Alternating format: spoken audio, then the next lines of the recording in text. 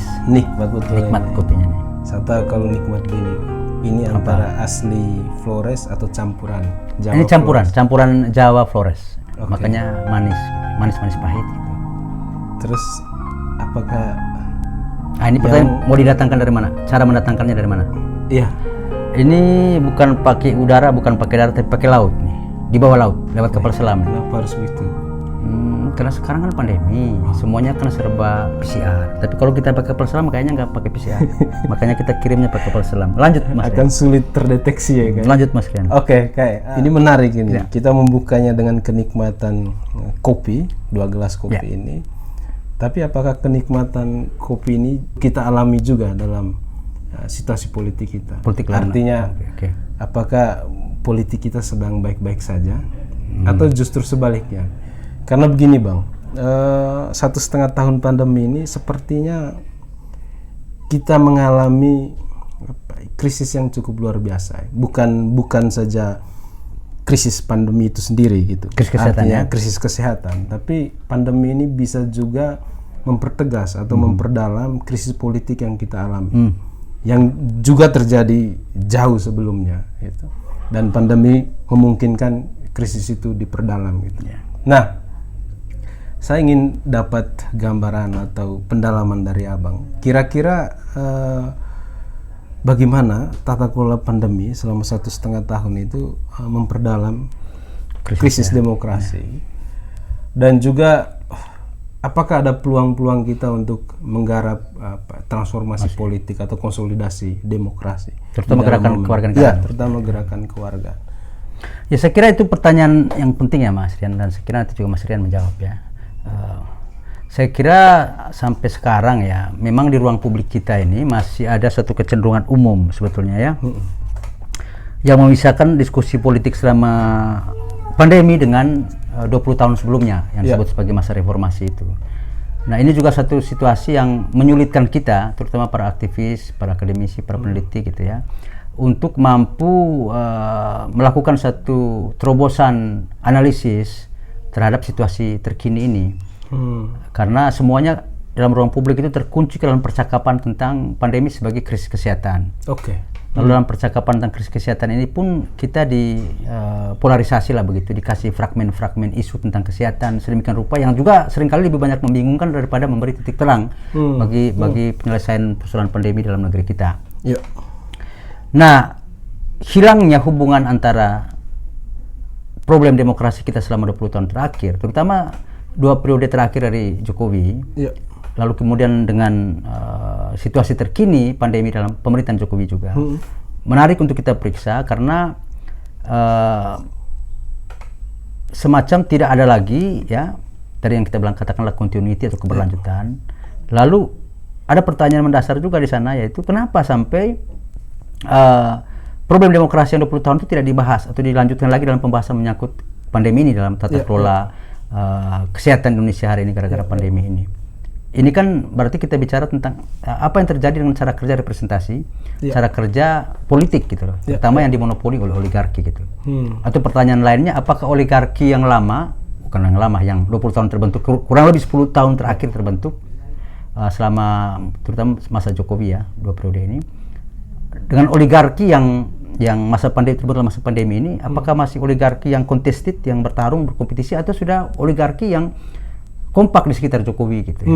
Entah memanfaatkan Jokowi atau dimanfaatkan Jokowi, atau kita terbuka untuk menjawabnya. Artinya justru pandemi memungkinkan oligarki itu semakin kompak dan terkonsolidasi. Ya, sepakat. Itu yang terjadi sekarang kalau kita lihat, karena tiba-tiba saja 1,5 tahun diskusi tentang demokrasi dan politik mati, hilang gitu ya, diganti oleh oligarki yang semua atau kekuatan politik semuanya kayak kompak di sekitar Jokowi, dan itu kontras dengan katakanlah pemilu sebelum pemilu 2019.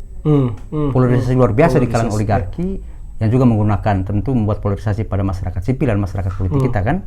Tiba-tiba dalam pandemi ini atas nama kedaruratan misalnya, kita melihat kok semuanya bersatu gitu loh untuk menggarap resources sumber daya publik, sumber daya negara yang terkonsolidasi di sekitar Jokowi kan, karena dia mengatur. Dan hal penting lain dalam tata kelola pembangunan kita, tata kelola pembangunan dalam konteks bencana ini, krisis ini, kita lihat memang terjadi sentralisasi kebijakan ya, karena selain pemerintahan pusat sendiri secara keseluruhan, ditambah lagi dari pemerintah lokal atau pemerintah kabupaten, provinsi maupun kabupaten, semuanya mengikuti panduan atau arahan dari pemerintah pusat atas nama kedaruratan.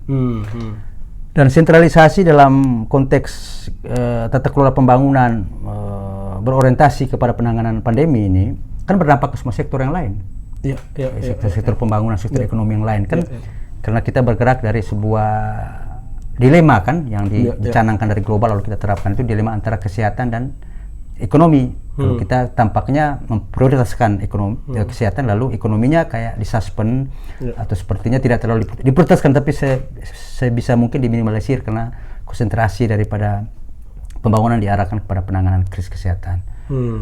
Di situ itu dalam konteks sentralisasi tata kelola kebijakan. Nah, sentralisasi di aspek pembangunan ini juga sebetulnya ditopang oleh sentralisasi dalam konteks politik demokrasi, yaitu hampir semua kekuatan politik tadi yang dulunya bertarung gitu ya, walaupun kemudian berkoalisi dalam dengan Jokowi di periode kedua, tetapi sebetulnya masih ada peluang kita bayangkan mereka bisa berbeda atau tetap oposisi menjadi oposisi, tapi selama pandemi semuanya merapat dan membentuk semacam satu kekuatan baru ya, konstelasi oligarki baru yang ada di sekitar Jokowi, entah memanfaatkan tadi atau dimanfaatkan atau saling parasit atau saling membutuhkan di antara mereka kekuatan-kekuatan ini.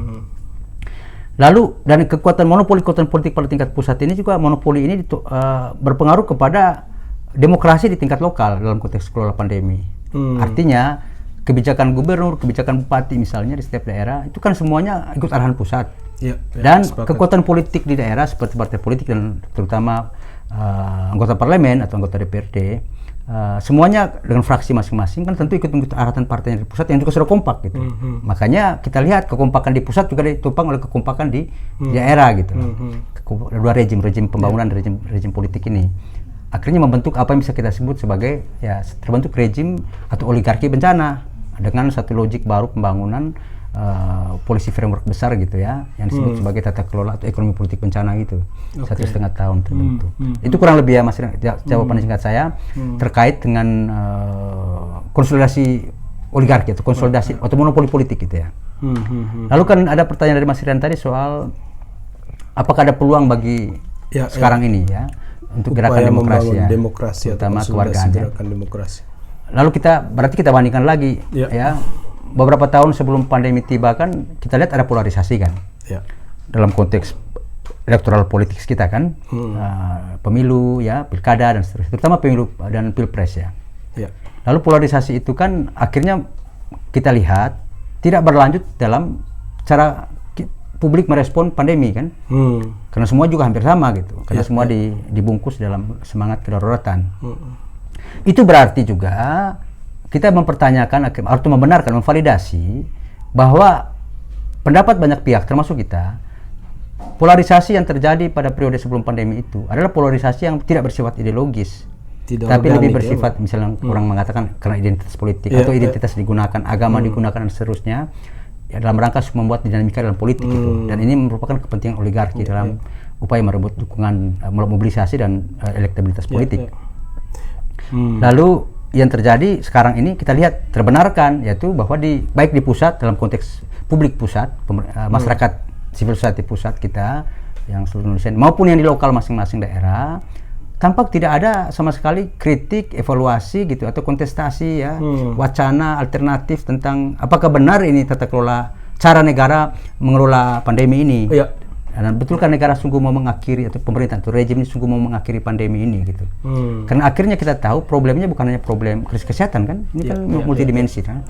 Nah, sepertinya sudah 1,5 tahun ini makin terasa dampaknya bagi pembangunan, terjadi prekariasi, kerentanan masyarakat kelas per ratusan juta orang, ditambah lagi juga kemudian terjadi krisis tadi yang Mas sebut krisis demokrasi itu, seperti hilangnya kekuatan oposisi yang cerdas di masyarakat baik tingkat pusat maupun di daerah. Kurang lebih itu Mas Rian, kita lihat dua kecenderungan yang terjadi. Kalau Mas Rian sendiri bagaimana melihat itu? Ya sepakat dengan tesis-tesis Abang tadi bahwa memang pandemi ini justru terjadi dalam setting politik yang sangat rapuh ya. Kita energi politik kita kan sebenarnya banyak mengelola situasi-situasi konfliktual yang sebenarnya juga terkondisikan oleh pertarungan oligarki ya, dalam rejim elektoral gitu. Tapi ketika proses itu sudah berakhir, sebenarnya situasi politik kita kembali normal dalam krisisnya. Jadi maksudnya normalitas politik itu krisisnya itu sendiri sebagai Atau satu terjadi yang normalisasi krisis ya. Ya, normalisasi krisis, dan pandemi datang itu dalam setting yang seperti itu, sehingga wajar kita melihat dalam situasi pandemi kekuatan-kekuatan atau artikulasi-artikulasi alternatif itu sangat mudah diposisikan sebagai kelompok yang anti rejim itu kan, atau dimasuk dalam register Anti sains, konspirasi anti, yang sebenarnya anti nasionalisme juga. Ya, dan sebenarnya bahasa politik ini bahasa yang terus-menerus tereproduksi dalam perkembangan politik kita terakhir. Kalau abang masih ingat sebelum ada pandemi kan, bahasa yang sangat banal ya, kadrun, ada istilah-istilah politik yang digunakan cebong, kampret, dan lain-lain lah. Ada register-register politik yang sebenarnya tereproduksi juga dalam konteks pandemi. Artinya sebenarnya ada kontinuitas krisis yang justru diperparah oleh pandemi, sehingga ya implikasinya memang tadi ada semacam semacam momen di mana saat ini justru sulit membayangkan apa itu alternatif terhadap rejim ini. Bahkan lebih parah lagi, Bang, dalam situasi krisis ini justru muncul kan ide-ide anti demokrasi seperti perpanjangan masa jabatan atau presiden ya. Pemilu ditunda gitu ya. Ditunda atau bisa dipilih 3 kali, atau amandemen undang-undang dasar gitu kan. Ini semua situasi-situasi yang saya pikir ini juga bagian dari implikasi dari konsolidasi oligarki di pusat. Sepakat Mas Rian. Kalau saya boleh tambahkan ya yang Mas Rian sampaikan. Belakangan ini kan kita melihat dua kombinasi kegentingan itu, kegentingan dalam pembangunan dan kegentingan dalam demokrasi. Nah, hubungan antara kegentingan dalam demokrasi dan pembangunan itu tercermin betul di dalam keputusan presiden ya, kalau saya tidak keliru keputusan presiden atau Perpres nomor 14 tahun 2001 ya, berkaitan dengan pengadaan vaksin dan pelaksanaan vaksinasi. Di sana disebutkan, saya kira di pasal 13A disebutkan bahwa jika masyarakat ya, warga negara tidak mengikuti vaksinasi, maka hak-hak politiknya hak-hak ekonominya akan dicabut, misalnya. Dan itu mulai dari pemerintah pusat sampai di pemerintah daerah gitu. Misalnya tidak bisa mengakses bantuan langsung ya, dan semua pelayanan publik yang disediakan negara dibatalkan bagi mereka yang tidak mengikuti vaksinasi. Dan ini sebetulnya cerita tentang kombinasi dua kegentingan dalam pembangunan, hak ekonomi orang, warga negara, dan hak politik orang atas tubuhnya. Itu juga telah dilanggar. Artinya terjadi kejahatan konstitusional yang luar biasa oleh rejim ini yang semakin kompak terhadap Undang-Undang Dasar 45. Dalam hal ini juga terhadap warga negara yang menjadi basis daripada adanya negara dan bangsa ini. Saya kira ini penting sekali, Mas Rian. Kita bisa meringkas dengan cerita tentang itu, tentang Perpres itu. Nah, ini luar biasa sebagai ilustrasi yang tekstual maupun ilustrasi yang paling faktual, paling terkini terkait dengan terjadinya konsolidasi oligarki itu yang bisa atas nama kedaulatan bisa membuat warga negara menjadi homo sacer itu. Orang-orang yang tidak hanya dibatalkan hak ekonominya, artinya hak hidupnya juga akhirnya, tapi juga hak martabat politiknya ya, menyangkut ketika dia menyatakan aspirasi dia tentang keadilan, gitu, hak dan atas tubuh dan seterusnya, itu bukan dirampas tapi ditiadakan gitu. Problemnya adalah, kalau saya merespon lagi Mas Rian berkaitan kegentingan ini, apakah akan selesai kegentingan ini dengan segala implikasi kebijakan tadi kan, yang membuat negara menjadi sangat superpower itu di terhadap warga negara, atau akan berlanjut?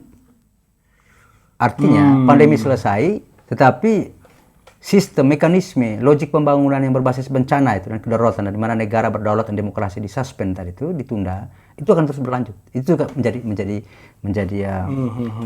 apa namanya, tantangan kita hari ini ya, bahan diskusi yang menarik. Artinya gini kan, Bang, kalau kita melihat bahwa kecenderungan akan adanya kelanjutan atau kontinuitas dari logik kekuasaan yang dibangun di atas kedaruratan, Itu kan berarti ada implikasi yang serius pada model atau rezim politik yang akan terbentuk ke depannya gitu. Nah, kira-kira menurut Abang dengan segala gejala atau simptom atau fakta politik saat ini, kira-kira model rezim politik seperti apa yang terbentuk? Kalau bisa dikatakan rezim anti demokrasi seperti apa? Dan saja teringat ini tesis penting Naomi Klein dalam Shock Doctrine, Bang, yang mengatakan bahwa krisis juga berpotensi membangun peluang-peluang baru gitu. Tapi Peluang demokrasi maksudnya, gerakan demokrasi. peluang demokrasi atau sebaliknya justru mempertegas kekuasaan-kekuasaan predatoris gitu.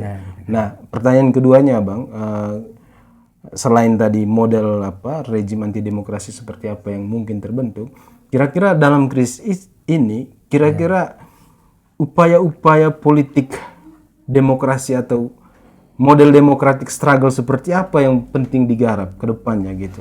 Ya saya kira ini bagian terpenting ya Mas Rian ya dari diskusi kita ya. Selama ini ya, maksud saya dalam diskusi selama pandemi ini untuk teman-teman yang kritis ya pegiat demokrasi dan pembangunan adalah melihat tadi ya atau mengantisipasi gitu.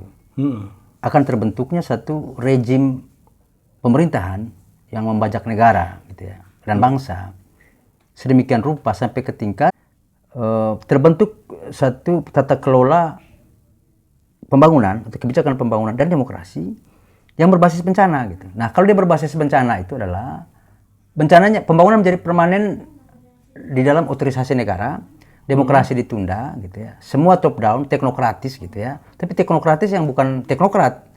Tapi teknokratis yang dibuat, dirumuskan, dibajak atau dikendalikan oleh politisi yang oligarkis gitu.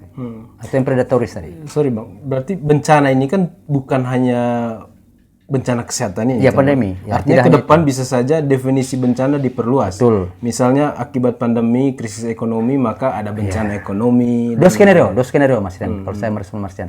Bisa bencana dalam pengertian terbentuk satu konsep atau epistemologi politik baru dalam pembangunan bahwa pembangunan itu selalu bersifat mengacu kepada atau merespon human insecurity, ketidakamanan manusia yang disebabkan oleh manusia tidak berdaya, lingkungan tidak berdaya, maka pembangunan ekonomi kita berbasis teknologi dan seterusnya, gitu ya. Dan itu nanti ada citra lain kenapa kita bisa mengatakan pandemi ini bagian dari integrasi kita ke dalam digital ekonomi yang dimonopoli oleh kekuatan global. Itu diskusi terpisah ya. Itu dari satu sisi ya, ada kemungkinan terbentuk rezim ekonomi politik yang berbasis biopolitik namanya, berbasis bencana. Gitu. Manusia tidak berdaya, alam tak berdaya, lalu akhirnya diserahkan kepada monopoli yang menguasai pengetahuan, menguasai teknologi dan seterusnya. Dan kebetulan oligarki kita senang dengan kayak gini karena nanti akhirnya masyarakat kita menjadi terpapar oleh ketidakberdayaan, lalu negara hadir yang telah dibajak tadi hadir untuk memberi pelayanan gitu, negara yang baik hati gitu ya. Nah sebenarnya uang rakyat juga, entah dia utang di IMF atau apapun, negara ini kan tetap uang rakyat. Nah itu ilustrasinya kan bisa dilihat dari istilah bantuan langsung tunai. Istilah bantuan ini kan menarik karena kata bantuan ini seakan-akan dari orang yang lebih berhak gitu, atau orang yang baik hati. Sementara uang yang dimaksudkan uang pinjaman gitu. Kebijakan fiskal ini kan dari IMF gitu ya, uangnya. Karena kita utang ini sudah 2 kali, ini kan besar sekali nih. Dan itu banyak ke rakyat juga. Dan itu kan uang rakyat maksudnya, karena kita menggadai berutang itu kan kita menggadai rakyat dan populasi dan teritori dan resources. Tapi itu juga penyimpangan berbahaya yang kita lihat terbenarkan terus-menerus gitu ya. Matinya depolitisasi kewarganegaraan dalam hubungan dengan pembangunan. Oke, lalu pada saat yang sama Mas Rian, kita lihat tadi ada struktur atas yang makin solid yang Mas Rian sebut sebagai rezim predatoris tadi.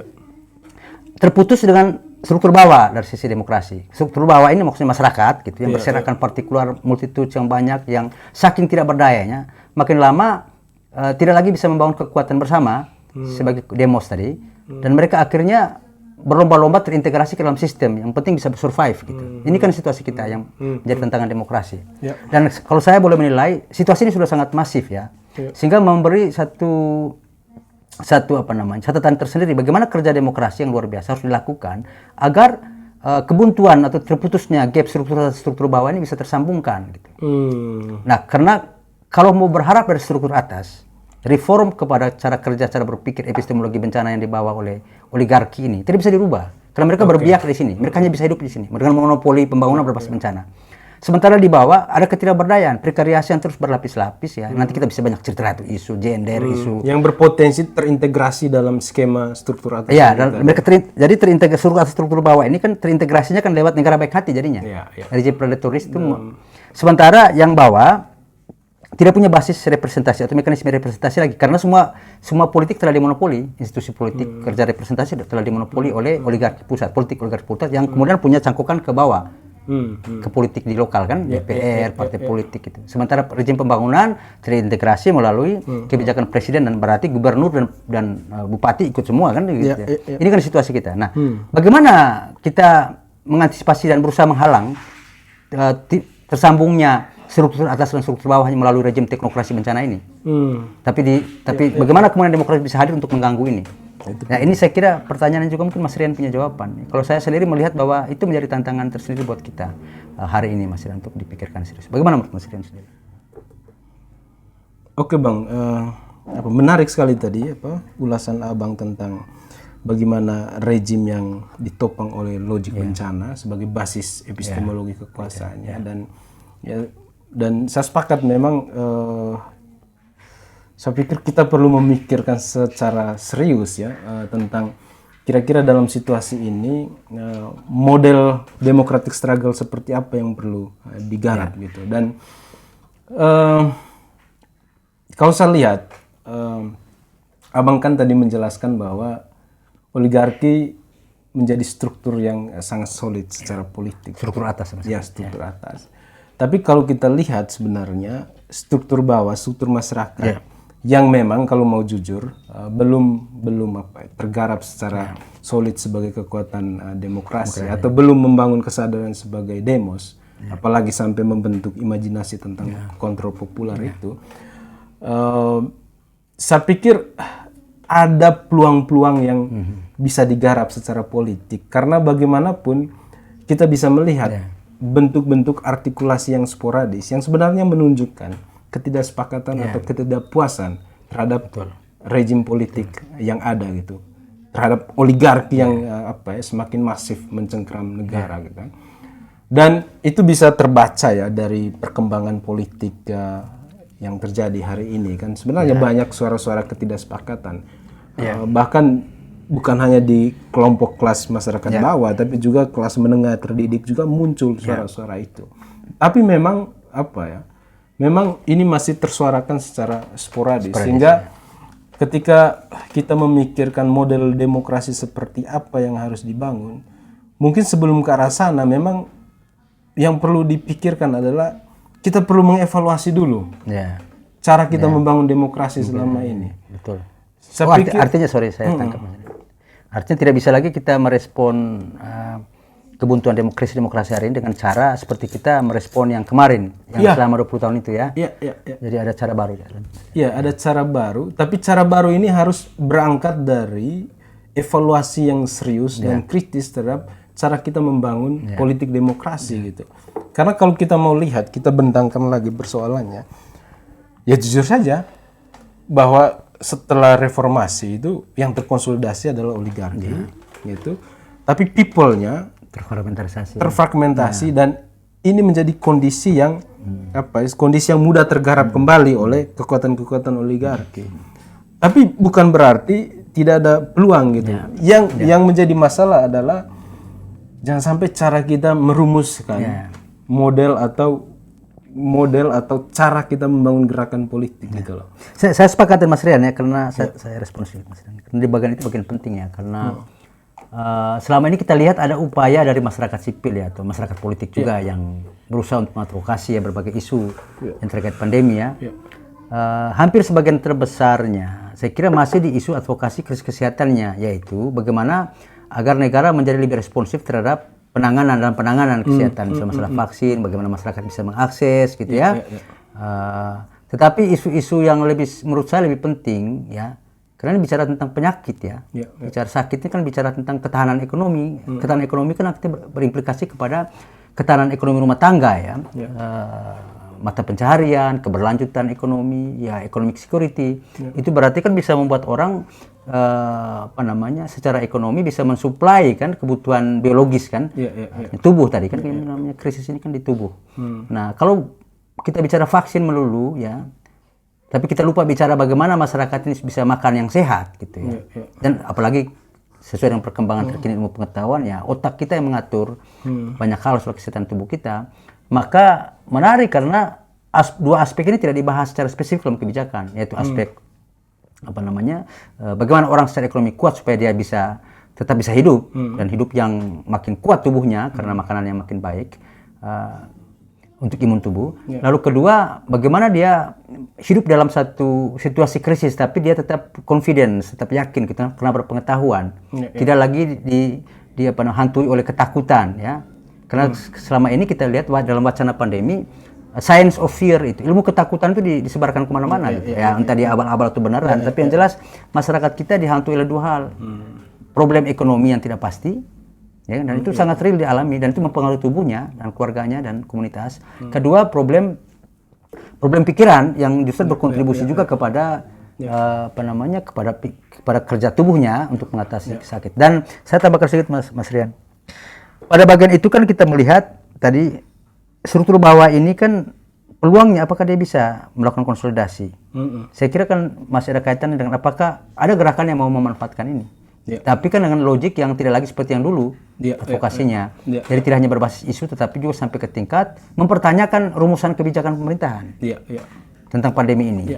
Artinya saya tangkap gini, Bang. Bahkan dalam momen pandemi, kekuatan-kekuatan penting yang harusnya mendorong proses demokrasi terkunci pada isu-isu yang sektoral gitu. Misalnya tadi advokasinya soal vaksin di isu kesehatan. Tapi gagal merumuskan atau mereformulasi ulang bahwa pandemi ini sebagai penegasan terhadap berbagai krisis yang terjadi selama ini. Sehingga pintu masuk untuk membayangkan gerakan demokrasi itu harus melihat multidimensi dari krisis multidimensi ini. Nah, artinya kan kalau kita mau menggarap upaya konsolidasi demokrasi, inilah momennya gitu. Karena telanjang kan sebenarnya di mata publik cara elit mengelola negara di saat pandemi kan. Bahkan kita dijanjikan oleh kita masuk new normal, tapi tiba-tiba meledak lagi gitu. Kita dijanjikan lagi, 1 bulan kita ada dalam protokol yang ketat, tapi tambah 1 minggu, 2 minggu. Dan itu sebenarnya kan satu ketelanjangan dari bekerjanya kekuasaan yang memang tidak menyelesaikan apa. Tapi mengapa momen ini tidak menjadi refleksi penting secara politik, membayangkan imajinasi demokrasi seperti apa yang dibangun. Justru di publik kita dihantui oleh satu mekanisme otoritarian yang seperti yang kita diskusikan tadi, Bang. Saya kalau boleh tambahkan Mas Rian, karena Mas Rian menyebutkan bagian-bagian yang penting sekali ya. Jadi saya tangkap adalah masyarakat makin lama terlepas bahwa dia makin survive makanya dia pasrah dan mungkin tidak ada kemungkinan dia tidak membangun gerakan demos dengan yang lain untuk membentuk perlawanan gitu ya, atau pertanyaan kepada pemerintahan. Tapi pada saat yang sama juga saya tangkap tadi adalah ada kesan yang kuat bahwa kalau prekariasi ini atau situasi survivalitas ini terus berlangsung, maka terbentuklah masyarakat kita yang bisa dibilang having nothing to lose gitu. Artinya dia sudah tidak punya apa-apa lagi gitu, tidak ada apapun yang dia mau pertaruhkan. Dan biasanya satu masyarakat politik atau masyarakat yang dibikin depolitisasi sedemikian rupa oleh karena atas nama bencana atau krisis dan seterusnya, biasanya masyarakat yang bisa menjadi sangat radikal. Artinya ada peluang. Berarti Abang percaya bahwa dalam kondisi itu maksud saya sepakat Mas Rian, saya mengerti maksudnya. Jadi tapi problemnya adalah apa kita harus menunggu mereka sampai ke tingkat itu masyarakat kita, karena itu takes time quite long long enough.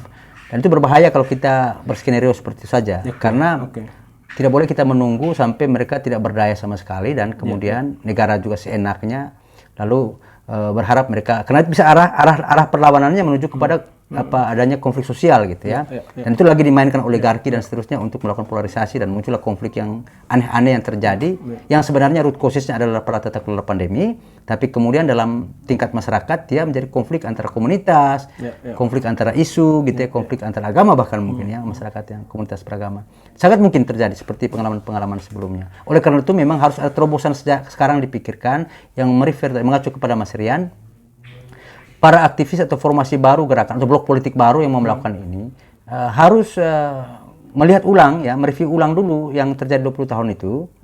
Apa dia punya capaian dan apa juga kelemahan-kelemahan mendasarnya.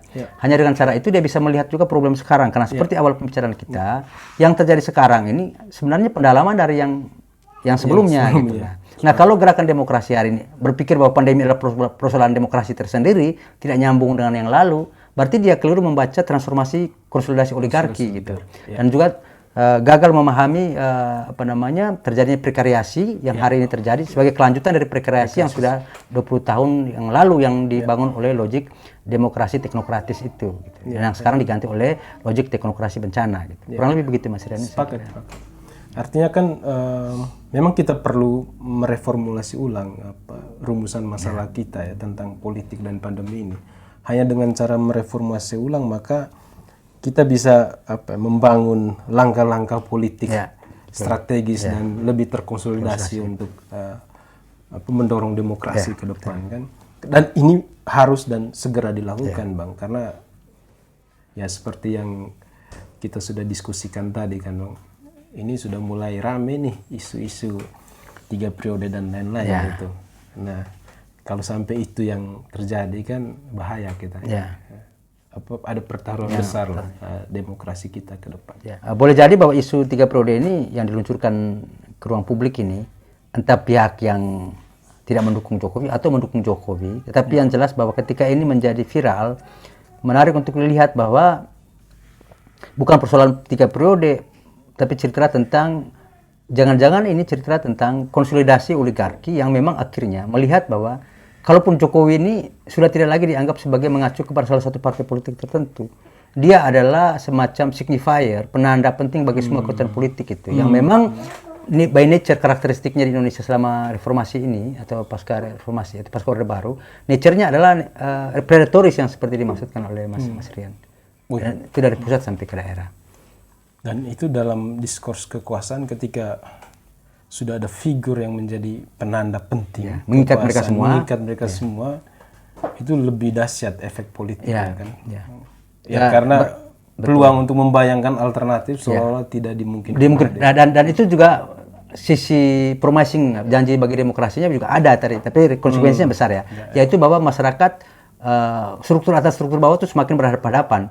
Artinya rakyat tadi semakin merasa terjauhkan dari politik, terjauhkan dari kebijakannya, merasa tidak diadres oleh kebijakan gitu ya. Hanya saja konsekuensinya kalau kita biarkan menunggu aja begitu sampai ada terjadi kontradiksi dan pendalaman, lalu konsekuensi dari situ kan yang seringkali oleh demokrasi tidak bisa diantisipasi gitu. Bisa bergerak ke arah anarki misalnya dan seterusnya, yang kemudian malah menjadi banjaan daripada oligarki untuk melakukan polarisasi gitu. Dan muncullah kemudian otoritarianisme baru, tidak hanya teknokrasi bencana tapi otoritarianisme bencana gitu.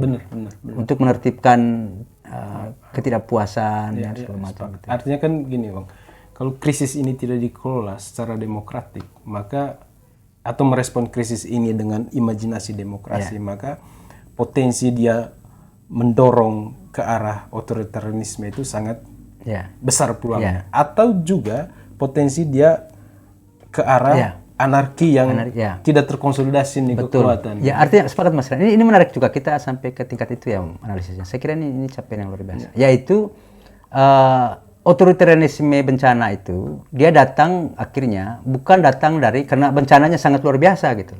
Tapi dampak dari bencana yang adalah akibat dari penanganan krisis yang gagal, membuat terjadi kericuhan sosial dan seterusnya, yang timbullah konflik-konflik horizontal dan seterusnya, yang kemudian dilihat lagi sebagai alasan atau pretext munculnya otoritarianisme itu gitu.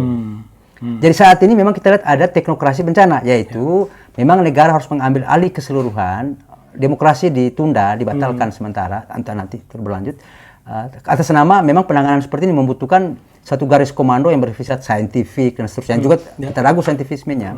Di sisi yang lain kita lihat juga ada dampak-dampak yang luar biasa yang akhirnya lagi menimbulkan problem ketidakamanan, disintegrasi dan seterusnya, yang akhirnya hadir lagi, berubah lagi transformasi daripada rejim teknokrasi bencana yang Mas Rian bilang tadi, predatoris tadi itu, menjadi otoritarisme bencana gitu. Tapi bukan bencana krisis kesehatan, tapi bencana sosial, bencana konflik ya, karena ada konflik-konflik. Dan ini sangat mungkin terjadi. Dan bencana semakin meluas pemaknaannya kan. Itu. Kurang lebih begitu. Terjustifikasi oleh kondisi-kondisi yang ada.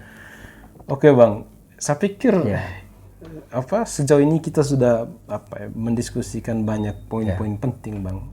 Saya kira kalau mau dikunci kembali ke pembukaan diskusi kita tadi, bahwa pertanyaan tentang demokrasi menjadi sangat relevan, bahkan penting dan harus muncul justru dalam situasi pandemi ini.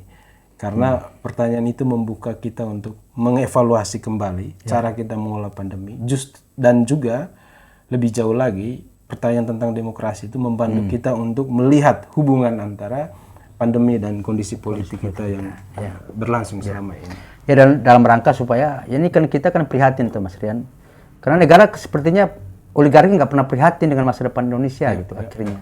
Tapi kan masa depan Indonesia yang suram tadi yang kita bayangkan itu dengan 2 skenario tadi itu sangat mungkin adalah selalu merupakan akibat, sebagian terbesarnya akibat dari apa yang mereka lakukan hari ini gitu. Nah, dan saya kira sampai ke tingkat tadi kita melihat 2 kemungkinan ya Mas Rian ya. Keberlanjutan teknokrasi bencana, pada saat yang sama juga yang paling berbahaya yang kita antisipasi, otoritarisme bencana. Satu teknokrasi bencana kesehatan, kemudian berubah menjadi teknokrasi otoritarisme bencana sosial gitu, atau bencana politik. Dan ini sangat berbahaya bagi masa depan bangsa yang dibangun oleh nasionalismenya, bukan nasionalisme karena kesamaan agama, ras dan seterusnya, tapi nasionalisme karena kesamaan pengalaman.